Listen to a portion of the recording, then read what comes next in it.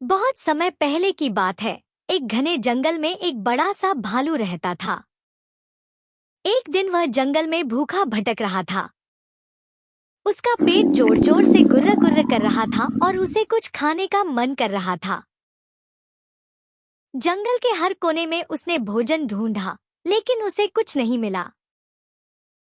भालू थकाहारा एक पेड़ के नीचे बैठ गया और सोचने लगा कि आज उसे कुछ खाने को मिलेगा भी या नहीं।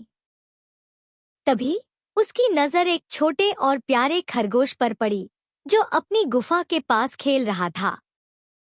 भालू को देखते ही खरगोश थोड़ा चौकन्ना हो गया। लेकिन भालू तो बहुत भूखा था और सोच रहा था कि यह छोटा सा खरगोश उसके खाने का इंतजाम कर सकता है। धीरे धीरे भालू खरगोश की ओर बढ़ा।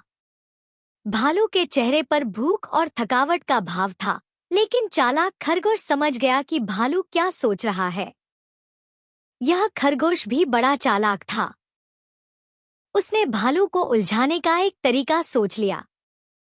खरगोश मुस्कुराते हुए बोला, अरे भालू जी, आपको मछलियां पसंद है ना? तो उस झरने के पास बहुत सारी मछलियां हैं, आप वहां जा सकते हैं।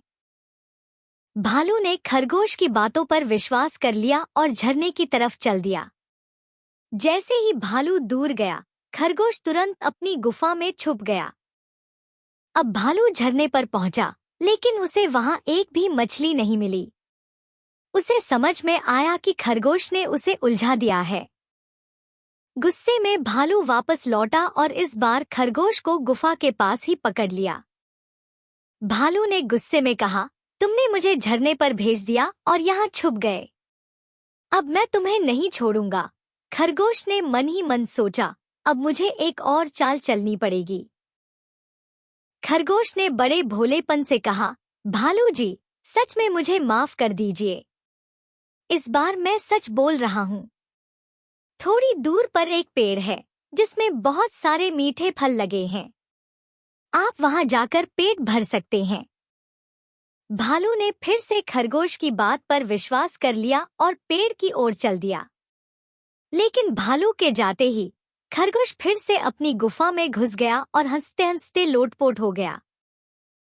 इस बार भालू पेड़ के पास गया, लेकिन फल इतने ऊंचे थे कि वह उन्हें तोड़ ही नहीं पाया। थक कर हार मान ली और वापस खरगोश की गुफा के पास आया। भालू का धैर्य टूट चुका था। वह थका और हारा हुआ खरगोश के सामने खड़ा हो गया।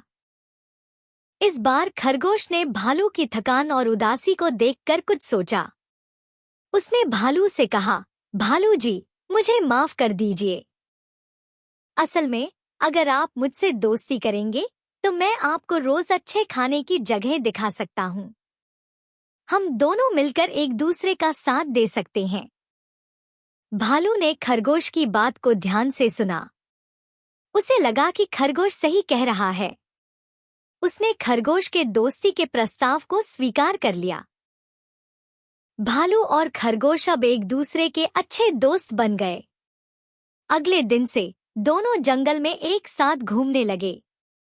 खरगोश ने भालू को कई ऐसी जगहें दिखाई जहां उसे स्वादिष्ट फल, ताजे पत्ते और मीठी जड़ें खाने को मिलती थी।